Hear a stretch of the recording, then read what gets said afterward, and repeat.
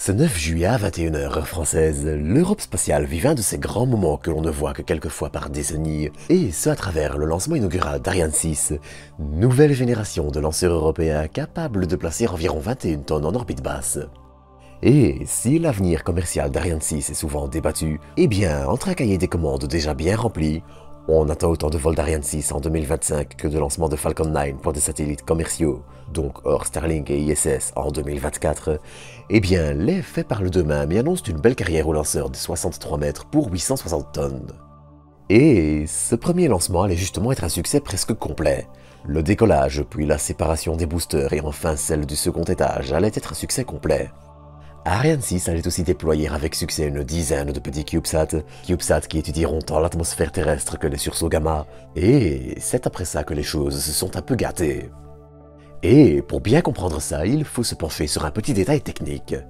Sur Ariane 6, le second étage, qui inaugurait aussi le nouveau moteur Vinci, est en effet pensé pour pouvoir allumer le moteur à plusieurs reprises, permettant d'atteindre un plus vaste catalogue d'orbites et d'attirer plus de clients. Or, pour allumer correctement son moteur, il faut pressuriser les réservoirs, et c'est ici le travail d'un petit moteur brûlant de l'oxygène et de l'hydrogène, nommé l'APU pour Auxiliary Propulsion Unit, qui fournit les gaz chauds qui aident à pressuriser les réservoirs. Malheureusement, cet élément allait subir un dysfonctionnement, empêchant de rallumer le moteur pour désorbiter le second étage. De plus, quelques observations au sol depuis l'Europe de l'Est laissent penser qu'il pourrait malheureusement y avoir eu une fuite assez majeure.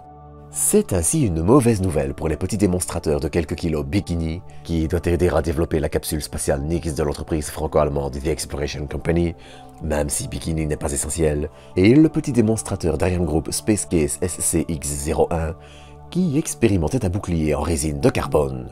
Ces deux petits démonstrateurs ne pourront en effet pas rentrer dans l'atmosphère comme prévu, et le second étage va maintenant dériver pendant plusieurs mois en orbite basse.